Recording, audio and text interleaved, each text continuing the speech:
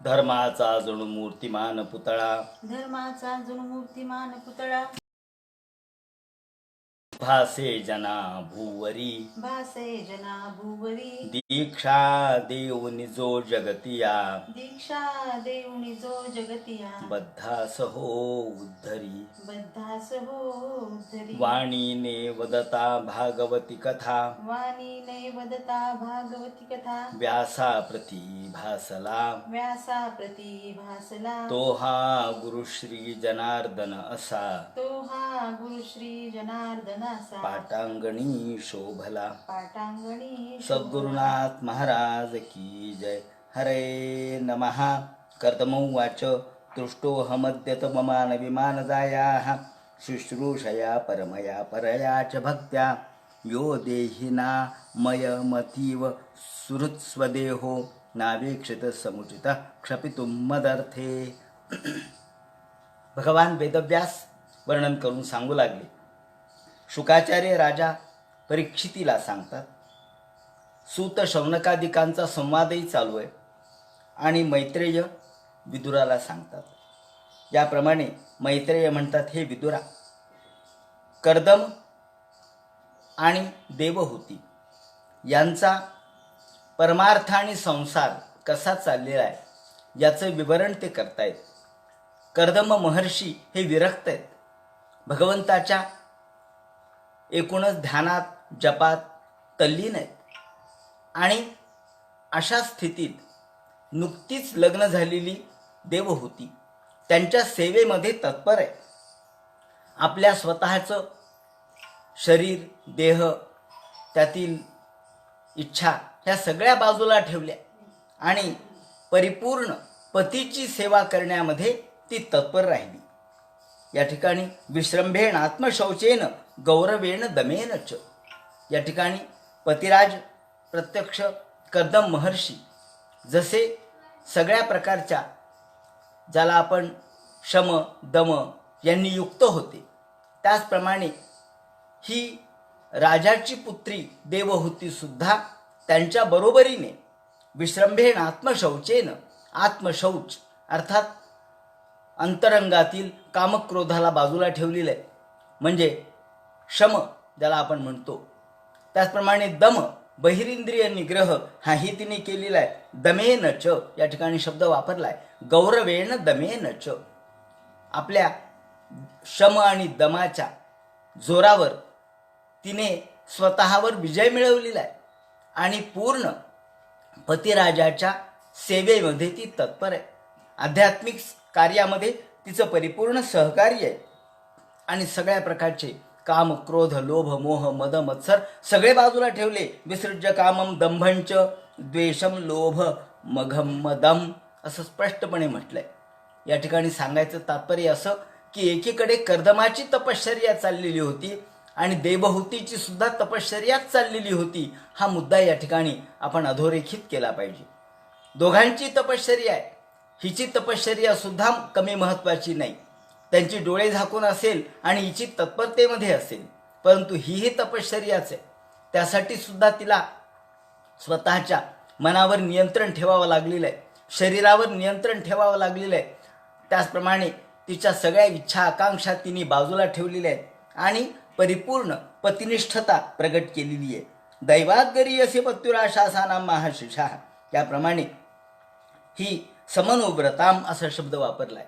या ठिकाणी सवय देवर्षिवर्यस्ताम मानवीम समनुव्रताम. फार बारकाईने मार्मिक शब्द भागवतकार वापरतात. समनुव्रताम म्हणजे काय हो? अहो, समनुव्रताम म्हणजे अनुकूलता, तदनुकूलता. तेव्हा अनुकूल पती पत्नीशी अनुकूल हवा, पत्नी पतीशी अनुकूल हवी.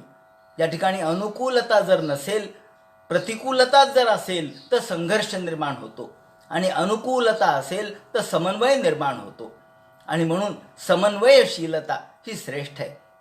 या ठिकाणी आपल्या समरसता या शब्दाने समरस म्हणजे काय? एकरूप होणे म्हणजे समरसता. समरसता वै जीवनम असं म्हटलेलं आहे. विरसता वै मरणम. विरसता म्हणजे मरण आहे.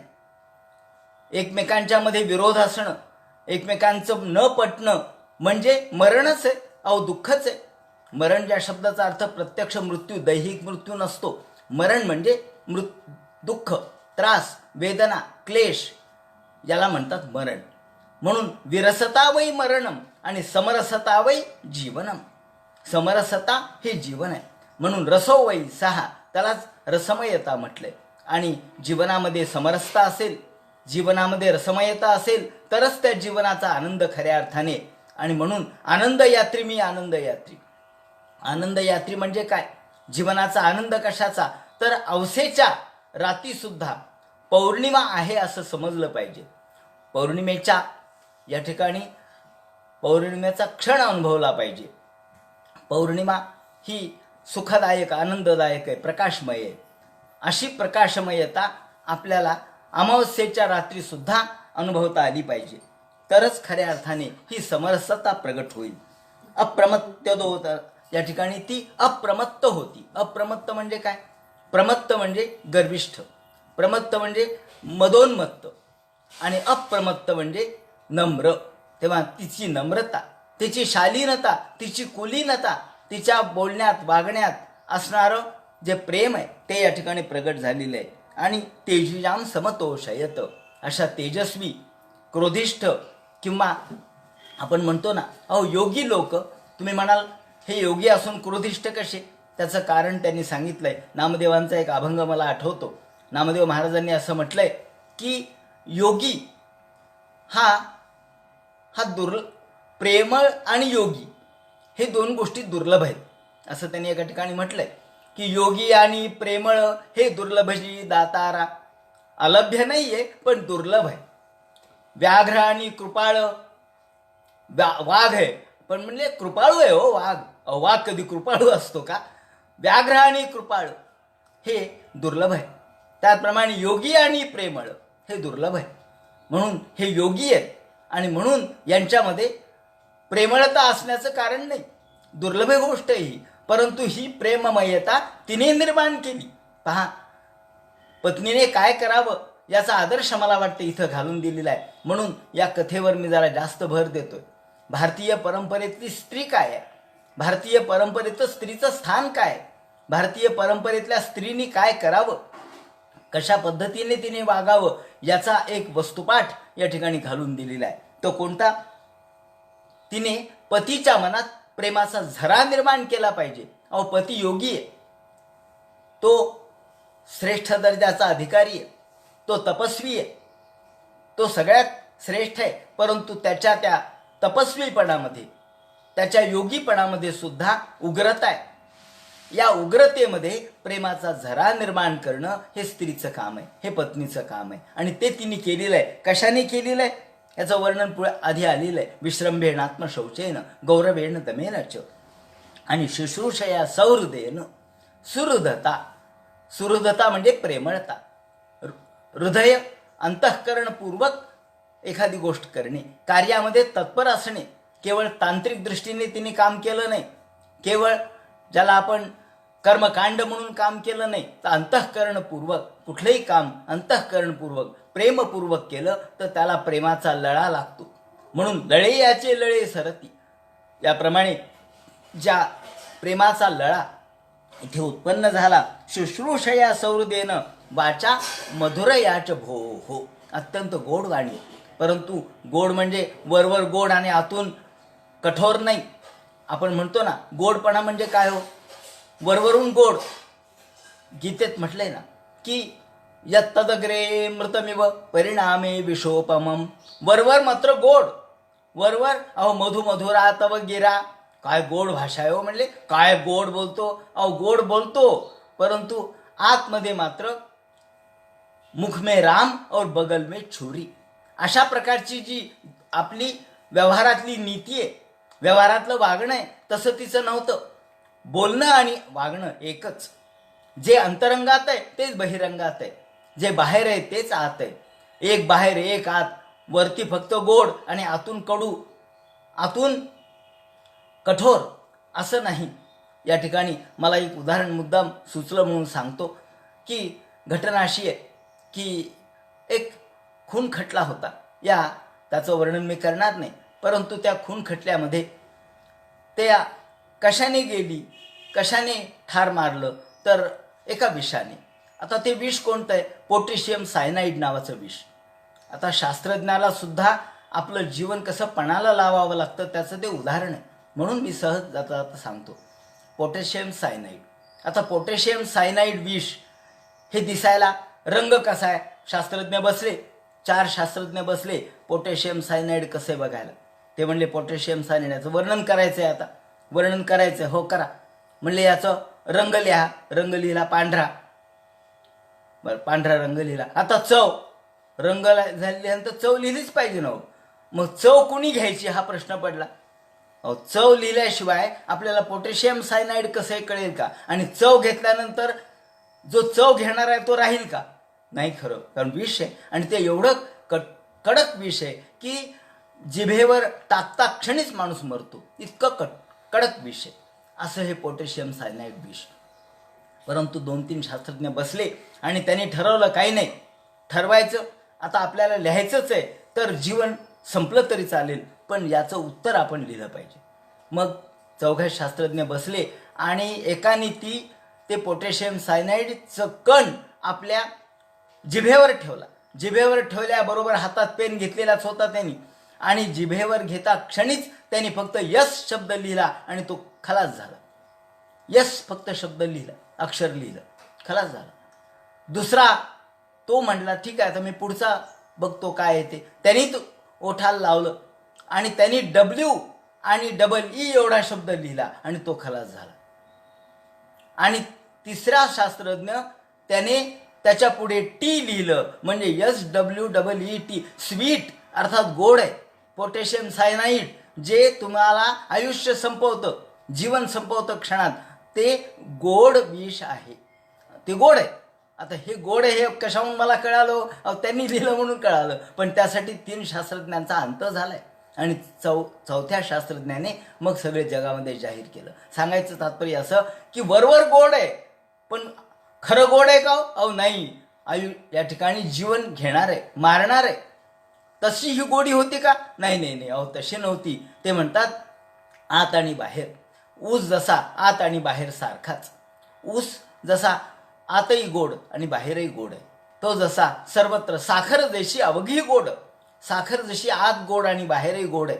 चंदनाचा परिमळ जसा दोन्हीकडे सारखा आहे, त्याप्रमाणे परीस जसा आतही सोन्याची या ठिकाणी लोखंडाचं सोनं करू शकतो आणि बाहेरही तो जसा सर्वत्र सारखा आहे, त्याप्रमाणे तिचं वागणं आत आणि बाहेर सारखंच होतं. अंतरंग आणि बहिरंग सारखंच होतं. म्हणून या ठिकाणी मधुरायाच भो हो. तेव्हा हे माधुर्य काय, ही मधुरता काय, हे मला सांगायचे. ही मधुरता ही केवळ दाखवण्यापुरती नव्हती, केवळ शिष्टाचार म्हणून नव्हती, केवळ वरवरची म्हणून नव्हती, व्यवहारापुरती नव्हती. अंतरंगात कालकूट आणि वर मात्र गोड असं नव्हतं. ते म्हणतात अशी ही अंतरंग आणि बहिरंगाच्या दृष्टीने परिपूर्ण शुद्ध स्वच्छ असलेली, त्याचप्रमाणे अंतःकरण शुद्ध झालेली, परंतु कालेन भूयसा क्षामाम. बरेच दिवस झाले हो, किती दिवस झाले असतील सांगितलं नाही यांनी, पण किमान 5-6 महिने तर सहज झाले असतील. नवीन लग्न झाल्यानंतर मुलीला बाहेर जायची इच्छा असते, हिंडायची इच्छा असते, या ठिकाणी फिरायची इच्छा असते, त्यात मधुचंद्राची इच्छा असते. परंतु ही मात्र या आश्रमात जे बसली आपल्या पतीची सेवा करत आणि कालेन भूयसा क्षामाम. अनेक दिवस गेले, अनेक दिवस संपत गेले आणि अशाही परिस्थितीत हळूहळू ती कृत कामाने अत्यंत क्षीण होऊ लागली. रोज उठून सकाळी उठायचं, तसंच स्नान करायचं. गरम पाणी तरी कोण करायले, गार पाण्याने स्नान करायचं आणि तसाच बुचडा बांधायचा आणि कामाला यायचं. जे आहे ते नेसायचं आणि कामाला यायचं. ज्याप्रमाणे रोज तिचं चाललेलं. पतीच्या आधी तिने उठावं, पतीच्या समोर सगळ्या प्रकारच्या साधनांची सुव्यवस्था करावी आणि अशा वेळेला तिला स्वतःकडे बघायला वेळ नाही, तिला स्वतःकडे बघायला क्षणभर देखील वेळ मिळाला नाही. आपल्या स्वतःचं खाणं नाही, पिणं नाही, त्याचप्रमाणे लेणं नाही, स्नान नीट नाही. अशा परिस्थितीत परिपूर्ण पतीचं मन तिने जिंकलं. पतीची मर्जी तिने आत्मसात केली. कालेन भूयसा क्षामाम कर्षिताम व्रतचर्यया. म्हणजे त्यांचंही व्रत चाललेलं होतं, त्या व्रताबरोबर हिचंही व्रत चाललेलं होतं. या व्रताने ती अत्यंत कर्षित झाली, व्रताने क्षीण झाली. शरीर तिचं एकदम, त्यांनी एक दिवशी पाहिलं डोळे उघडून, अरे ज्या वेळेला राजाने मला ही समर्पित केली, प्रताम दोहितराम, माझी ही मुलगी तुम्ही स्वीकारा म्हणून सांगितलं, त्यावेळेला तिची स्थिती कशी होती. अहो, गाल गुबगुबीत होते, वर आलेले होते. आता पाहिलं तर गाल खाली गेलेले आहेत. त्याचप्रमाणे सौंदर्य त्यावेळेला उत्फुल्ल होतं आणि आता मात्र ती एकदम मलूल दिसली. तिचं हातापायाच्या काड्या झालेल्या दिसल्या, अंगावरचं वस्त्र मलिन झालेलं दिसलं. आणि त्यावेळेला ज्या क्षणी यांचं लग्न झालं त्यावेळेला ही किती सुंदर होती की अहो, गंधर्व सुद्धा तो या ठिकाणी तिच्या सौंदर्यावर भुलून खाली पडला, विमानातून खाली पडला. अशी ही सुंदर असलेली स्त्री, परंतु आज मात्र तिच्या देहाकडे पाहवना. आणि ते म्हणाले, पीडिता, अत्यंत कृश झालेली, त्याचप्रमाणे दैनंदिन कामाने थकून गेलेली, प्रेम गदगदया वाचा पीडिता कृपया ब्रवीत. आणि पतीला आता करुणा निर्माण झाली. मी मगाशी हेच सांगितलं की योगी आणि प्रेमळ हे दुर्लभशी दातारा. या योग्याला सुद्धा प्रेमळता निर्माण त्याच्या मनात करण्याची क्षमता तिची होती. तिच्या वागण्याने, तिच्या दैनंदिन कामाने, तिची सेवावृत्तीने तिने त्यांना जिंकलं. अहो, एवढा मोठा योगी, परंतु तो त्याच्या मनामध्ये अंतःकरणात प्रेम उत्पन्न झालं, त्यांच्या अंतःकरणात करुणा उत्पन्न झाली. अहो, करुणा भाव्यते बुधई ही करुणा म्हणजे काय? करुणा म्हणजे अंतःकरणामध्ये सत्ववृत्ती समारूढा करुणा रस उच्चते असं म्हटलेलं आहे की सत्ववृत्ती ही मूलभूत करुणेचा स्थायी भाव असतो. करुणा हा रस आहे, त्याचा स्थायी आहे सत्ववृत्ती. तेव्हा या सात्विकतेने त्यांच्या अंतःकरणामध्ये एक प्रकारची भावना उत्पन्न झाली, ती प्रेमाची आणि करुणेची. म्हणून तर आपण करुणाष्टके म्हणतो. करुणा म्हणजे काय हो? करुणा म्हणजे या ठिकाणी अंतःकरणातल्या सत्ववृत्तीचा आविष्कार आहे. सत्ववृत्ती ही स्थायी आहे आणि करुणा हा रस आहे. याप्रमाणे प्रेम गदगदया वाच्य पीडित करुणा ब्रवीत, अत्यंत कृपया ब्रवीत, अत्यंत कृपेने, कृपार्द्र अशा स्वरूपाने आर्द्रता, प्रेममयता, करुणार्थता त्यांच्या अंतःकरणात निर्माण झाली आणि ते बोलू लागले. या ठिकाणी कर्दम काय बोलतायत? तुष्टोहमद्य तव मान विमानदाया शुश्रूषया परमया परया च भक्त्या यो देहिना मयमतीव सुरत्स्वदेहो नावेक्षित समुचित क्षपितुं मदर्थे. या ठिकाणी कर्दम ऋषी म्हणतात, अगं हे स्त्रिये, हे देवहूती, तू माझी जी सेवा केलीस, तू माझी जी शुश्रूषा केलीस, त्या सेवेने आणि शुश्रूषेने मी प्रसन्न आहे.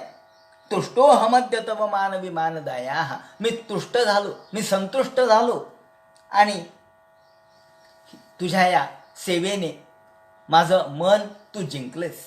कारण तुझी सेवा अंतःकरणपूर्वक होती, वरवरची नव्हती. केवळ मृदंगो मुखलेपेन करोति मधुरध्वनिम. मृदंगाला जेव्हा आपण मृदंग वाजवायला बसतो त्यावेळेला तो चांगला वाजावा म्हणून भजनाच्या वेळेला त्याला कणिक लावावी लागते, कणिक त्याच्या तोंडाला, आणि कणिक लावली म्हणजे तो खणखण खणखण वाजतो. मृदंगो मुखलेपेन, मुखलेप तसा वरवरचा मुखलेप तुझा नव्हता. अहो, तू अंतःकरणपूर्वक माझी सेवा केलीस, केवळ मुखलेपाने नाही केलीस. आणि माझी तर स्थिती कशी आहे? मी कसा आहे? मी एखाद्या शंकरासारखा कफल्लक आहे. शंकर हे कफल्लक आहे. असं म्हटलंय की स्वयं महेश तनयम गणेश. अहो, स्वतः महेश, ज्याचा मुलगा गणेश आहे. गणेश म्हणजे अहो सगळ्या रिद्धिसिद्धी जवळ आहेत, परंतु महेशांनी त्या रिद्धिसिद्धीचा वापर केला नाही. आणि सखा धनेशम श्वशुरो नगेश, ज्यांचे सखा प्रत्यक्ष धनेश आहे, प्रत्यक्ष कुबेर ज्यांचा मित्र आहे, आणि सासरा हा नगेश आहे, प्रत्यक्ष सासरा हिमालय हा राजा आहे. तथापि भिक्षाटनमेव शंभो बलीयसी केवलमीश्वरेच्छा. परंतु शंकराच्या नशिबी भिक्षा मागायचं आहे ते आहेच. त्याप्रमाणे मी शंकरासारखा कफल्लक आहे, भिक्षा मागणार आहे. मी माझ्या स्वतःसाठी काहीच करत नाही, सगळ्या प्रकारच्या सिद्धी माझ्या जवळ आहेत, पण त्याचा मी वापर करत नाही. अशाही परिस्थितीत तू माझी सेवा केलीस आणि मधुर वचनाने मला आनंदी केलंस. शुश्रूषया परमया परयाच भक्त्या. तुझ्या भक्तीने, परमभक्तीने माझी सेवा शुश्रूषा केलीस. परमया आणि परयाच दोन्ही शब्द वापरलेत या ठिकाणी. अत्यंत प्रेमपूर्वक तू माझी सेवा केलीस. खरं म्हणजे तू नुकतीच लग्न होऊन आलेली आहेस. तू नुकतीच लग्न होऊन आलेली माझ्या घरामध्ये नववधू होतीस. पण नववधू असताना सुद्धा तू नववधूचे कोणत्याही इच्छा या ठिकाणी प्रगट केल्या नाहीत. तुला काही नटावंसं वाटलं नसेल का? तुला काही मुरडावंसं वाटलं नसेल का? तुला काही सौंदर्याचा आविष्कार करावा असं वाटलं नसेल का? परंतु तू स्वतःच्या शरीराकडे देखील पाहिलं नाहीस. अहो, नववधू, नवपरिणिता स्त्री किंवा ज्याला आपण नवपरिणित वधू म्हणू, अशी स्वतःच्या शरीराकडे पाहत असते, देहाकडे पाहत असते. यो देहिनामयमतीव सुहृत्स देहो, सुहृत्स्वदेहो. स्वतःच्या देहाबद्दलचं प्रेम असतं. स्वतःकडे सारखं आरशात पाहून नटून मुरडून या स्त्रिया दंग होत असतात. परंतु तू मात्र नावेक्षित समुचित क्षमितुम मदर्थे. माझ्यासाठी मात्र तू सगळ्याचा त्याग केलास. आपल्या इच्छेचा त्याग केलास, आपल्या देहाचा त्याग केलास. अगं, तुझा देह तू चंदनासारखा माझ्यासाठी झिजवलास. सुखाचा त्याग केलास. अहो, भोगाचा त्यागाचा स्वीकार करून भोगाचा त्याग केलास. आत्मनस्तु कामाय सर्वं प्रियं भवती. प्रत्येकजण आपल्या स्वतःच्यासाठी सगळ्या जगाकडे पाहत असतो. आपल्याला जे चांगलं आहे ते चांगलं, आपल्यासाठी जे चांगलं आहे ते सर्वांसाठी चांगलं असं वाटत असतं. आणि जो आपल्या स्वतःकडे बघून जगाची परीक्षा करतो, आत्मनस्तु कामाय सर्वं प्रियं भवती, आत्मनस्तु कामाय पुत्रं प्रियं भवती. स्वतःच्यासाठी अहो पुत्र अनुकूल असेल तर मुलगा चांगला आहे. हो का बरं?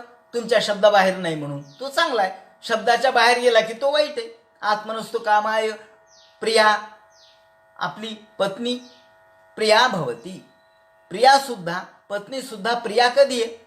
तर ती आपल्या शब्दात आहे तोपर्यंत, आपल्या मर्जीत आहे तोपर्यंत. म्हणून प्रत्येकजण स्वतःच्याकडे बघून जगाचा विचार करतो. परंतु भार्या प्रिया भवती असं याज्ञवल्क्यांनी म्हटलंय.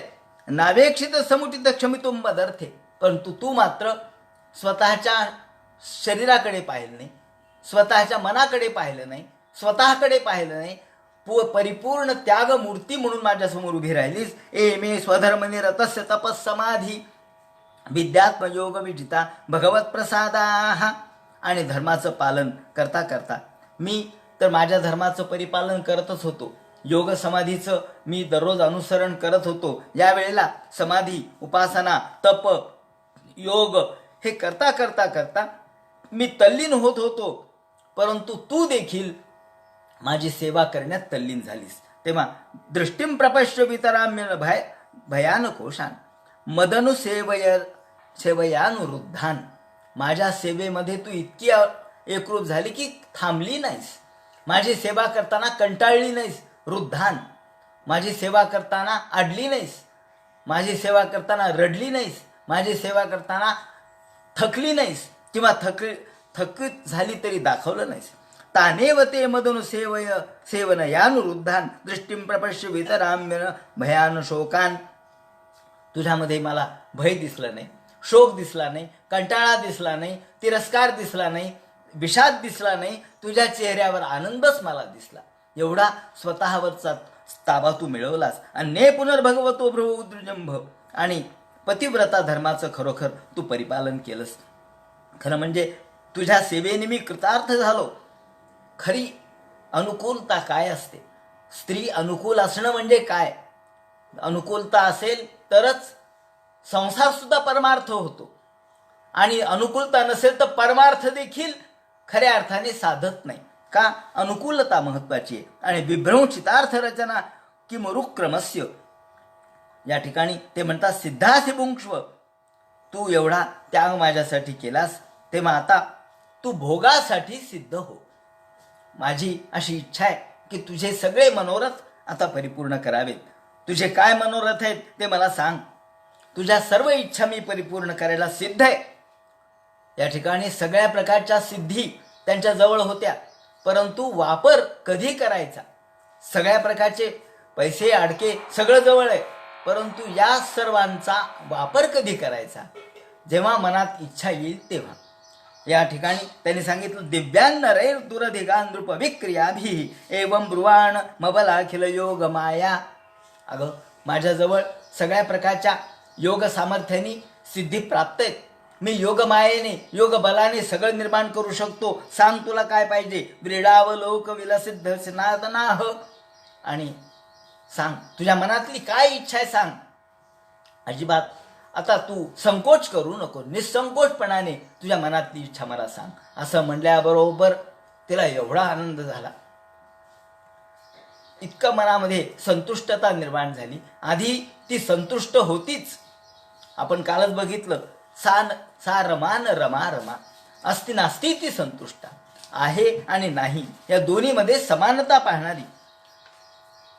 सगळ्या प्रकारच्या सिद्धी आपल्या पतीच्या जवळ आहेत, सामर्थ्य आहे. आपला पती काय असा दुबळा नाही, नाबर नाही, म्हणून तिच्या मनामध्ये इच्छा होती. परंतु जेव्हा पती म्हणतील तेव्हा आपण ती प्रगट करावी. आपण मनाने प्रगट करू नये. पतीच्या इच्छेला आपण मान द्यावा. आपण आपला हट्ट करत बसू नये, ही तिची भूमिका होती. म्हणून तिने या वेळेला म्हटल्याबरोबर एकदम संप्रश्रय प्रणय विबलया गिरेश.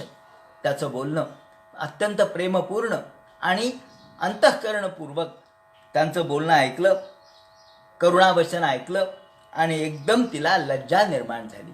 ती खाली बघू लागली. तिच्या चेहऱ्यावर एक प्रकारची लाली निर्माण झाली आणि तिच्या मनातला आनंद मावेना. तिचा मनातला आनंद तिच्या चेहऱ्यावर दिसू लागला. व्रीडावलोक विलसद्धसिताननाह. या ठिकाणी तिच्या अंतःकरणामधला विचार, मनातल्या भावना ज्या आजपर्यंत तिने प्रगट केल्या नाहीत, त्या पतीने व्यक्त केल्यामुळं तिला अंतःकरणामध्ये प्रेम तर निर्माण झालं, आनंद निर्माण झाला. आनंदाच्या लाटा तिच्या चेहऱ्यावर लज्जा रूपाने दिसू लागल्या. लज्जा हा स्त्रीचा खरा धर्म आहे. म्हणून लज्जा री ज्याला आपण म्हणतो, ही लज्जा ही स्त्रीचा मनोधर्म आहे. आणि त्यामुळं तिच्या अंतःकरणामध्ये असलेलं प्रेम त्या लज्जा रूपाने तिच्या चेहऱ्यावर दिसू लागलं. लालसरपणा तिच्या चेहऱ्यावर दिसू लागला. व्रीडावलोक. आणि ती लज्जेने हळूच तिरप्या कटाक्षाने त्यांच्याकडे बघू लागली. खाली मान घातलेली आणि तिरपा कटाक्ष त्यांच्याकडे ठेवून बघू लागली. आणि देवहूती म्हणाली, राद्धंब तद्विज वृषई तदमोघ योग मायाधिपे त्वयि विभो तदवैमि भर्ता यस्तेभ्यधाय समय कृतसंग संगो भूयाद गरीयसी गुण प्रसवसती नाम. या ठिकाणी तिने सांगितलं, महाराज हात जोडले, आपण माझी फार स्तुती केली. खरं म्हणजे मी काहीच केलं नाही. मी आपली सेवा केली आणि सेवा तर हा माझा धर्मच आहे. पतिव्रतेचा धर्मच आहे सेवा करणं. पातिव्रत्य म्हणजे काय? पतिनिष्ठता म्हणजे काय? सेवा म्हणजे काय? सेवा म्हणजे समर्पण, आत्मसमर्पण. स्वतःचा विचार न करता समर्पित करणं स्वतःला म्हणजे सेवा. आणि म्हणून मी जे केलं ते मी माझा धर्म पाळला.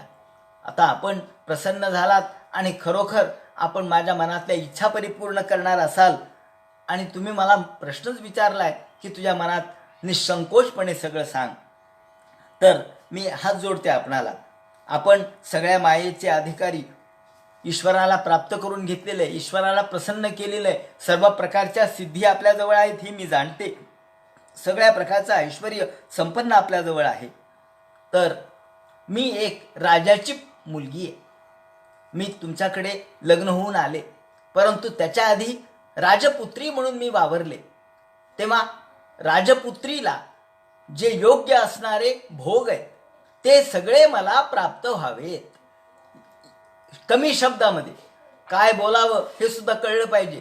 कमी शब्दात अल्प भाषेत बोललं पाहिजे, पण सगळा आशय तर आला पाहिजे. एक गोष्ट अशी सांगतात गमतीने की देवाला प्रसन्न करण्यासाठी एक स्त्री दररोज उपास तापास करायची आणि विठ्ठलाजवळ प्रार्थना करायची. बसली. 1 दिवस झाला, 2 दिवस झाले, 3 दिवस झाले, महिना झाला, 6 महिने झाले. देवाला वाटलं अरे हिच्या मनात आहे तरी काय, हिला तरी विचारावं तरी. देव प्रसन्न झाले आणि भगवान प्रसन्न झाल्याबरोबर भगवंत म्हणाले, अगं बाई तू इतकी माझी सेवा करतेस, आज एकादशी आहे, मी तुला प्रसन्न झालो, सांग बरं तुला काय पाहिजे, तुझ्या मनात काय.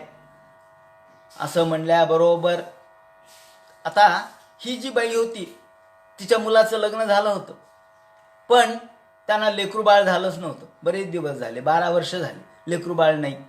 आणि दारिद्र्य, एकीकडे दारिद्र्य, दुसरीकडे मूलबाळ नाही, आणि तिसरीकडे ही आता म्हातारी, आयुष्य संपत आलेलं, थोडंच आयुष्य राहिलेलं.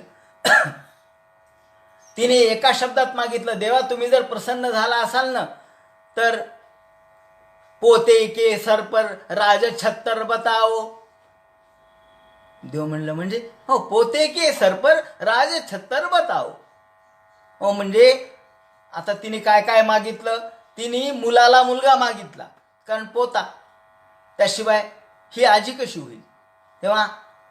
आणि दुसरी गोष्ट मागितली श्रीमंती, कारण ही होती दरिद्री, त्याच्या डोक्यावर राजछत्र म्हणजे ती श्रीमंत व्हायला पाहिजे, तो राजा व्हायला पाहिजे. आणि तिसरी गोष्ट हिने पाहायला पाहिजे ते म्हणजे हिचं आयुष्य वाढलं पाहिजे.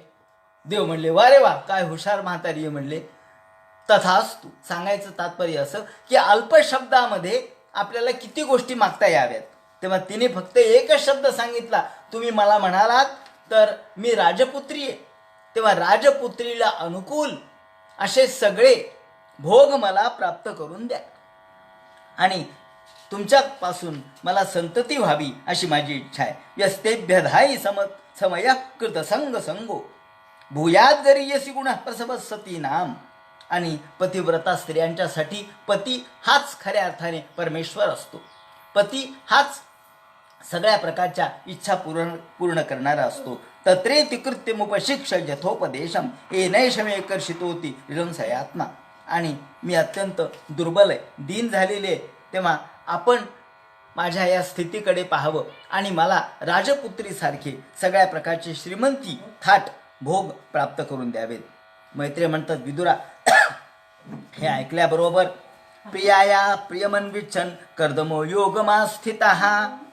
शृंगाराचा रसराज, शृंगार हा रसाचा राजा आहे, तेव्हा तिने त्यांच्याकडे सगळ्या प्रकारच्या इच्छा, भोगेच्छा एका शब्दात प्रगट केल्या. मैत्रेय म्हणतात, विदुरा हे ऐकल्याबरोबर प्रियाया प्रियमन्विच्छन, आपल्या पत्नीचं हे प्रिय बोलणं त्यांनी ऐकलं, तिचं स्त्री सुलभ भाषण त्यांनी ऐकलं, तिची स्त्री सुलभ वृत्ती त्यांनी जाणली. आणि कर्दमो योगमा स्थितः, योग मार्गाच्या साह्याने, योग या ठिकाणी यौगिक पद्धतीने, आता योगाने काय काय प्राप्त होतं आपण थोडंसं पुढे 3ऱ्या स्कंधाच्या शेवटी जेव्हा कर्दम यांचा पुत्र प्रत्यक्ष कपिल हे योगाचं वर्णन करतील, योग म्हणजे काय, तेव्हा आपण योगाने काय काय प्राप्त होतं ते बघू. योगमा स्थितः, योग या ठिकाणी योगाने काय काय प्राप्त होत नाही, योगाने सर्व काही प्राप्त होतं. अष्टमहासिद्धी हात जोडून उभ्या आहेत आणि या अष्टमहासिद्धीच्या प्राप्तीच्या द्वारे त्यांनी ताबडतोब विमानम कामगम, डोळे झाकले आणि कामग विमान निर्माण केलं. तत्क्षणात कामग विमान समोर आलं. सर्व कामदुघम दिव्यम सर्वरत्न समन्वितम. ते कामग विमान, कामग म्हणजे मनाला इच्छा वाटेल तिथे जाणारं, याला म्हणतात काम. ग म्हणजे गती, ग म्हणजे गमन करणे, काम म्हणजे इच्छा. जिथे वाटेल तिथे जाणारं हे विमान होतं. या विमानाला कोणीही पायलट नव्हता, आपलं मनच पायलट, जिथे इच्छा होईल तिथे जाणारं विमान. आणि या विमानामध्ये सर्व रत्न समन्वितम, सगळ्या प्रकारच्या रत्नांनी युक्त असं हे विमान होतं. सर्व कामदुघम दिव्यम, कामदुघ अर्थात ज्याप्रमाणे एखादा कल्पवृक्ष असावा किंवा एखादी कामधेनू असावी, त्याप्रमाणे हे विमान म्हणजे कामधेनू आहे. ज्या मनात येईल ती इच्छा पूर्ण होणार. वैज्ञानिक दृष्टिकोनातून याचा विचार जर केला तर योग मार्गाच्या साह्याने याने काय आत्मसात केलं ते दिसेल. आणि त्या ठिकाणी सर्व ऋतूंच्या मध्ये अत्यंत आनंददायक याने वर्णन केले. सर्व काल सुखावहम. म्हणजे काय हो? अहो म्हणजे एअर कंडिशन. हे विमान एअर कंडिशन होतं. कोणत्याही म्हणजे पावसाळ्यामध्ये, हिवाळ्यामध्ये, उन्हाळ्यामध्ये गार वाटलं पाहिजे, हिवाळ्यामध्ये गरम वाटलं पाहिजे. का हो? अहो सर्व काल सुखावहम. कोणत्याही काळात. नाहीतर इथं विमानात बसलो आणि उकडायला लागलं, उपयोग नाही. विमानात बसलो त्यात गळायला लागलं तर उपयोग नाही. तेव्हा विमान असं आहे की कोणत्याही ऋतूमध्ये हे आनंददायक आहे. सर्व काल सुखावहम शब्द वापरलाय एअर कंडिशनसाठी. दिव्योपकरणोपेतम. सगळ्या प्रकारच्या उपकरणांनी युक्त दिव्य उपकरण. त्या ठिकाणी सुंदर अशा प्रकारच्या रेशमी असे झेंडे लावलेले होते. चित्रविचित्र पताका लावलेल्या होत्या. भ्रमर गुंजारव करत होते.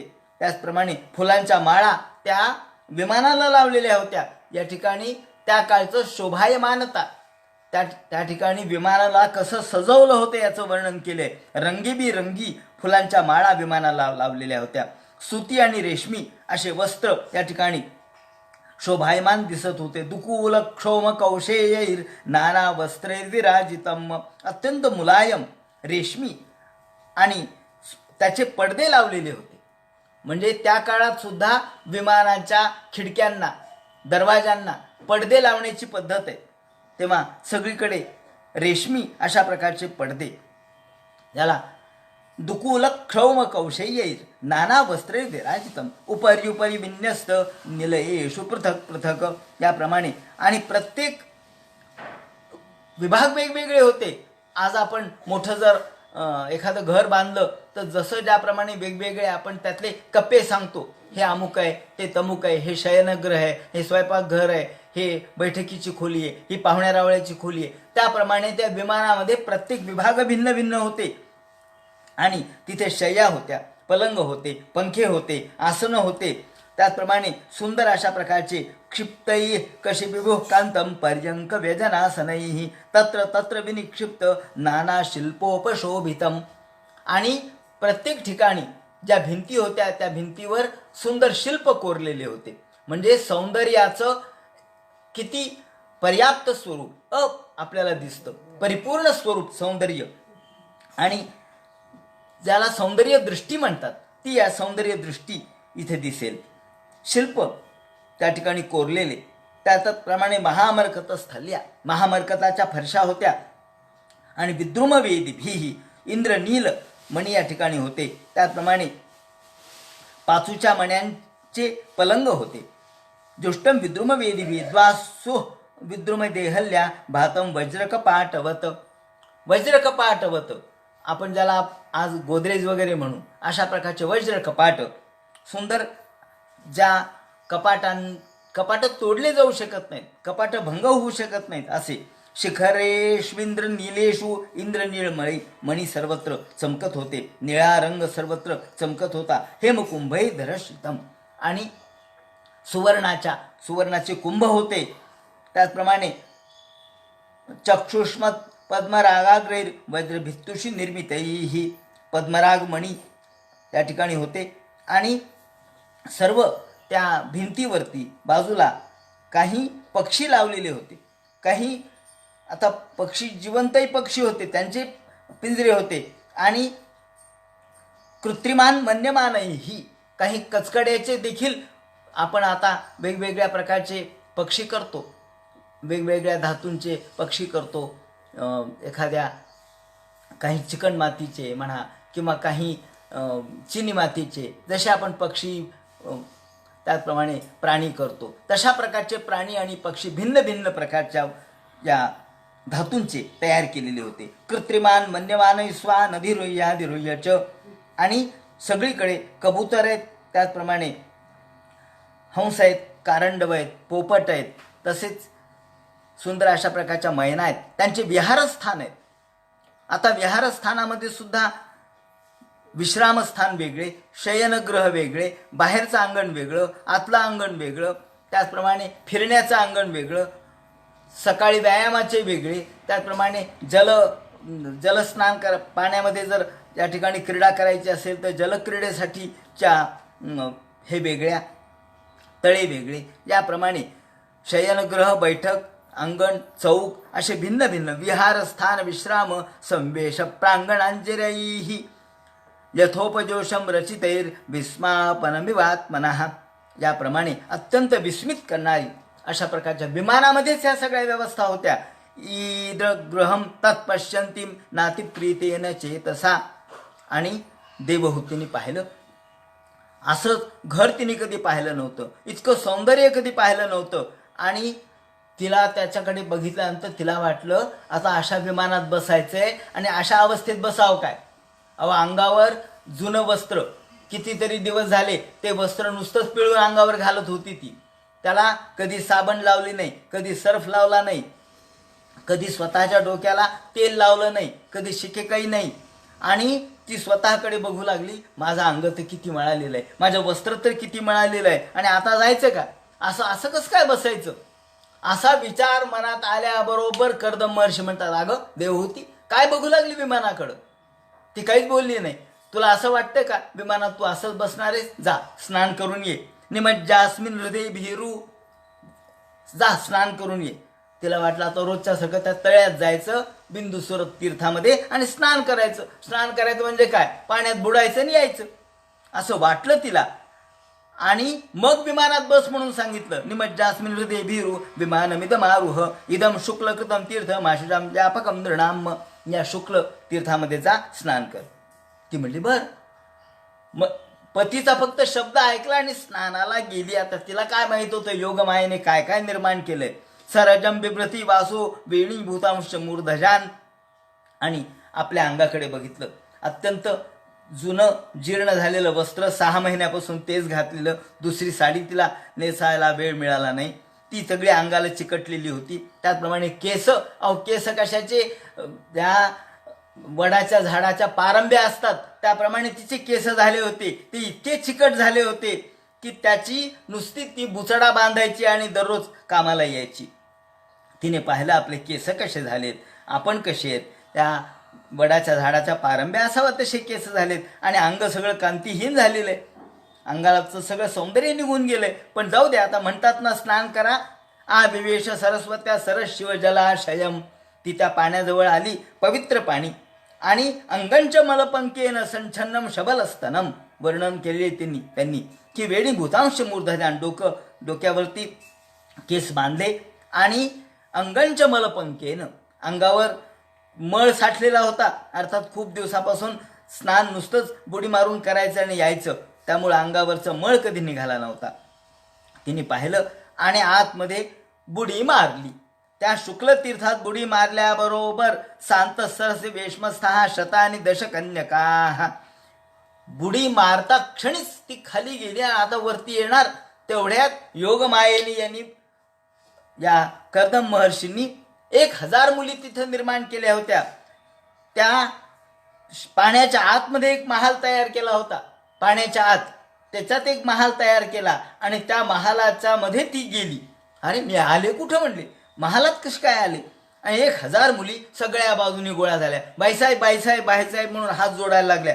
अरे कोण आहे, ह्या स्त्रिया कुठून आल्या, बरं किती वयाच्या होत्या, सर्व किशोर वयसो ददर्शोत्पलगंधया, किशोर वयाच्या स्त्रिया, 13, 14 वर्षाच्या स्त्रिया समोर मुली, ह्या 1000 मुली बाजूनी सगळ्या त्यांच्या हात जोडून उभ्या राहिल्या आणि सर्व किशोर वयाच्या, आणि त्यांच्या अंगाचा कमलाप्रमाणे गंध येत होता. ददर्शोत्पलगंधया, वा वा काय सुगंध यांच्या अंगाचा. ह्या कोण मुली आहेत, कुठून आल्या. ताम दृष्टवा सहसोत्थाय, आणि ही खाली आल्याबरोबर सगळ्या उठून उभ्याबरोबर स्त्रियांनी, त्या मुलींनी सुंदर अशा प्रकारचं अभ्यंग या ठिकाणी तिला केलं. सगळीकडे तेल लावलं, डोक्याला माखलं, अंगाला माखलं आणि स्नानासाठी तयार केलं. गरम पाणी स्नानाला दिलं आणि त्या सर्व मुली स्नान घालू लागल्या. स्नानेन ता महारहेण स्नापयित्वा मनस्विनीम, त्यांना स्नान घातलं. सगळ्या मुली स्नान घातल्यानंतर भूषण आणि परार घ्याणी. तिला वाटलं आता पुन्हा तेच वस्त्र नेसायचं, दुसरं वस्त्र कुठं आहे. तेवढ्या त्या मुलींनी सुंदर रेशमी वस्त्र आणलं, पैठणी आणली. म्हणली कुठून आणली पैठणी, तुम्हाला काय करायचे, ही तुमच्यासाठी नेसायला आणली. पैठणी आणली, त्याच्याबरोबर साडी, त्याच्या सारखंच योग्य अशा पद्धतीचं तिला उपयुक्त असल्या प्रकारचं वस्त्र, अंतर्वस्त्र, त्याचप्रमाणे ब्लाऊज, हे सगळं आणलं. आणि भूषणाने परार घ्यानी, सगळ्या प्रकारचे भूषणं आणले. पैंजण आणले, कंबरपट्टा आणला, त्याचप्रमाणे गळ्यातले दागिने आणले, कानातल्या कुड्या आणल्या, नाकातली नथ आणली, सगळ्या प्रकारच्या. त्याचप्रमाणे केयूर आणले, डोक्याला घालायचे सुंदर अलंकार आणले, गळ्यातले सगळे अलंकार आणले. भरा भरा भरा भरा 1000 मुली समोर आल्यावर काय एका क्षणार्धामध्ये तिथं सज्ज झाली, सगळ्या प्रकारच्या अलंकारांनी युक्त, सुंदर पैठणी नेसलेली. काय तिचं रूप, काय तिचं सौंदर्य दिसू लागलं. अन्नम सर्व गुणोपेतम. आणि स्नान झालं, सगळ्या अंगावर अलंकार, दाग दागिने चढवले. आणि तत्काळ दुसरी एक मुलगी आली, तिने ताबडतोब घी खिचडी समोर आणली. काय म्हणले, हे काय, खा म्हणले, बाईसाहेब तुम्हाला भूक लागली असेल, घ्या खिचडी आणि त्यावर लोणकडं तूप. अन्नम सर्व गुणोपेतम पानम चैवामृता सवम. त्याचप्रमाणे आज नाही का आपण नाश्ता केल्याबरोबर नंतर डाळिंबाचा ज्यूस घेतो, तसा लगेच ज्यूस आणला. डाळिंबाचा ज्यूस कुठून आणला, चैवामृता समम, अमृतासम असणारं असं आणलं. सगळं पिल्यानंतर तिचं वेणी वगैरे घातली, तिला नटून थटून तयार केलं. केलं खरं, पण तिला वाटलं आपलं रूप तरी बघावं एकदा आरशात. आरसाच नाहीये असं मनात आल्याबरोबर समोर एक खणाचा आरसा उभा राहिला. अथा दर्शे स्वमात्मानम स्रग्विणम विरजांबरम. मनात इच्छा आली की काम होऊ लागलं. समोर एक खणाचा आरसा, स्वतःचं रूप बघितलं. वा वा वा, काय दिसू लागले मी. विरजम कृत स्वस्तेनम कन्या भूर्बहुमानितम. आणि सगळ्या स्त्रिया तिची सेवा करू लागल्या. स्नानम कृत शिरस्नानम. आता या ठिकाणी मुद्दाम एक शब्द सांगतो, शिरस्नानम. जुन्या संस्कृतमध्ये शिरस्नानम याचा अर्थ डोक्यावरून आंघोळ असा आहे. आपण मराठीमध्ये त्याचा अर्थ कसा घेतो, शिरस्नान म्हणजे मृत्यू हा अर्थ घेतो, शिरच्छेद. पण या ठिकाणी संस्कृतमध्ये तो अर्थ नाहीये. स्नातम कृत शिरस्नानम. या ठिकाणी आपण म्हणतो ना, शिरस्नान म्हणजे काय, तर डोक्यावरून आंघोळ, अर्थात तेल लावून केलेली आंघोळ, याला शिरस्नान म्हणतात. मलस्नान, शिरस्नान म्हणजे तेल माखून केलेलं स्नान. स्त्रीसाठी दररोज फक्त मलस्नान सांगितलंय, हे मुद्दाम थोडंसं धर्मशास्त्रही सांगतो. स्त्रियांसाठी दररोज फक्त मलस्नान सांगितलंय, रोज डोक्यावरून आंघोळ करायची नाही. कारण सर्दी होईल म्हणून, आणि दुसरं काय, आणि तेवढा वेळ असतो का केस पुसायला, नसतो. म्हणून स्त्रीसाठी धर्मशास्त्राने दररोज फक्त मलस्नान सांगितलंय. आणि शिरस्नान हे एखाद्या निमित्ताने सांगितलंय, म्हणजे तेल वाकून स्नान. जसा शुक्रवार आहे, करावं तेल लावून आंघोळ. स्नातम कृत शिरस्नानम सर्वाभरणभूषितम निष्कग्रीवम व्यलयिनम कूजत कांचन नूपुरम. गळ्यामध्ये अलंकार घातले, त्याप्रमाणे वलयिनम म्हणजे सुंदर अशा प्रकारचे गळ्यामध्ये अलंकार, आभूषण, त्याचप्रमाणे हातामध्ये कंकण, वलयिनम म्हणजे कंकण घातले. त्यानंतर कांचन नूपुरम, पायामध्ये पैंजण घातले. तसेच श्रोण्यार्ध्यस्तया कांच्या, कंबरपट्टा घातला, तो चमकू लागला, त्याचे घुंगरं वाजू लागले. आणि हारेणच महारेण रुचिकेन भूषितम सुदता सुभ्रवा श्लक्षणा स्निग्धा पांगेन चक्षुषा. आणि अतिशय सुंदर ती दिसू लागली. सुदता, स्त्रीच्या सौंदर्याचं वर्णन करताना सुदती असं एक वर्णन आहे, चांगल्या दाताची, म्हणजे हे देखील स्त्रीचं लक्षण आहे. आणि म्हणून आता आजकाल डेंटिस्ट निघाले, ते आपल्याला सुंदर दात करून देतात. सुदता सुभ्रवा, सुंदर भुवई, म्हणून आजकाल या ब्युटी पार्लरमध्ये भुवया करतात कट. त्याही काळात होत्या त्या, आजच नाहीये, त्याही काळात भुवया कट करण्याची पद्धत असेल, म्हणून सुभ्रुवा शब्द वापरलाय. सुदता सुभ्रुवा श्लक्ष्ण स्निग्धा पांगेन चक्षुषा. आणि आपल्या स्वतःकडे बघितलं, मी सुंदर दिसू लागले, पण काय, पण माझं हे रूप माझ्या पतीनं पाहावं, इच्छा काय असते स्त्रियांची? आपण सुंदर आहेत, पण आपलं सौंदर्य आपल्या पतीने पाहावं असं वाटलं. दयितम पतिम, दयित अर्थात आपले पतिराज, आपल्यावर प्रेम करणारे, त्यांनी हे माझं हे रूप पाहावं असं इच्छा झाल्याबरोबर ती एकदम वरती आली. समोर कर्दम महर्षी उभेच होते आणि त्यांनी एकदम विद्याधरी सहस्त्रेनं, ज्या ज्या 1000 स्त्रिया होत्या विद्याधरी, त्यांच्या सह ती वरती आली. पाहिल्याबरोबर कर्दम महर्षी म्हणले, अगं झालं का स्नान? आणि ती एकदम लाजली. तस्मिन न लुप्त महिमा प्रियनानुरक्तो विद्याधरी भिरुची चीर्ण वपुर विमानी. तेवढ्यात वरती आल्याबरोबर कर्दम ऋषी म्हणतात, अगं हां बस लवकर, पटकन विमानात बस, आता वेळ लावू नकोस. किती वेळ लावला आंघोळीला? बायकांना वेळ लागतोच, त्यांना माहिती. किती वेळ लावला आंघोळीला? म्हणले मी वाट पाहतोय इथं. आणि ताबडतोब विमानात बस. तारा भिरावृत इडो ओडुपतीर्ण बसता. आणि ज्याप्रमाणे इतकं सुंदर दिसू लागली ती, 1000 मुली आणि 1000 मुलीमध्ये ही शोभू लागली. त्याने वर्णन केले, तारा भिरावृत, सगळीकडे तारागण असावा, सगळीकडे चांदण्या असाव्यात आणि मध्ये चंद्र शोभावा, चंद्रिका शोभावी, तशी ही दिसू लागली. भ्राज उत्कच कुमुद गणवापनीच ताराभिरावृत इवोडू पतिर्नभस्ता. याप्रमाणे हे कर्दम महर्षी हे तिथे वरती जाऊन बसले आणि सिद्धैर्नुता द्युधोनी पाहत शिवस्वनासू. याप्रमाणे या ठिकाणी स्त्रीच्या मनाच्या पर्यटनाचा विचार त्याने मनामध्ये आणला. रेमे चिरम धनदबल्लना रुर्थी. आणि विमान निघालं. अहो हे विमान म्हणजे कामक विमान होतं. इच्छा येईल तिकडे जायचं, जिथे वाटेल तिकडे जाणार. आणि आता खऱ्या अर्थानं विवाहोत्तर पर्यटन, ज्याला आज आपण मधुचंद्र म्हणतो, अशा या हनीमूनसाठी हे निघालेत असं म्हणा. रेमे चिरम धनदबल्ल ना रुरुथी. मग कुठे कुठे गेले त्याचं वर्णन त्यांनी केलंय. वैश्रंभके सुरनसे नंदने पुष्पभद्रके. वैश्रंभक ठिकाणी गेले, सुरनस या ठिकाणी आले, नंदनाला आले, पुष्पभद्राला आले, चैत्र रथाला आले आणि देवांच्या उद्यानामध्ये, जिथे देव उद्यानामध्ये रममाण होतात, मानस सरोवरामध्ये गेले, तिथे विहार केला. इच्छेवर जाणारं विमान होतं. वैमानिका नत्यशेष शेत चरम लोकान यथा निलाहा. जसा अनिल अर्थात वारा जसा कुठेही जातो, आपण वाऱ्याला अडवू शकत नाहीत, जिथे जाईल तिथं वाऱ्याला प्रवेश आहे, त्याप्रमाणे हा विमान कुठेही जाणारं होतं. किम दुरापादनम तेषाम पुसा मुद्दाम चेतसाम. ज्याप्रमाणे मैत्रेय म्हणतात, विदुरा, भगवंतांनी आशीर्वाद दिल्यामुळं, कृपा केल्यामुळं यांच्या कर्दमाच्या इच्छेला देखील योगमायेचा, या ठिकाणी योगमाया याच्या स्वरूपामध्ये योगमायेच्या शक्तीने ही कुठेही जाऊ शकत होते. प्रेक्षयित्वा भुवो गोलम. या ठिकाणी हे पहिलं लग्न आहे बरं का, हे पहिलं लग्न आहे. आणि म्हणून या ठिकाणी स्त्री कशी असावी, पती कसा असावा, तिने कशी सेवा करावी, आणि मग सेवा झाल्यानंतर, मनातल्या इच्छा पूर्ण झाल्यानंतर, किंवा तिची आपल्याशी असलेली एकनिष्ठा पाहिल्यावर तिच्या इच्छा कशा पूर्ण कराव्यात हेही सांगितले. म्हणजे स्त्रीची इच्छा पूर्ण करू नये असं नाही, म्हणून संसार करावा नेटका आणि मग लागावे परमार्थ विवेका. हा जो रामदास स्वामींचा उपदेश आहे, त्या दृष्टीने नेटका संसार यांनी कसा केला ते सांगितलंय. प्रेक्षयित्वा भूगोलम, सगळीकडे फिरले, सगळा भूगोल फिरले. त्याचप्रमाणे भावशरी महायोगी श्वासवन्य वर्ततो.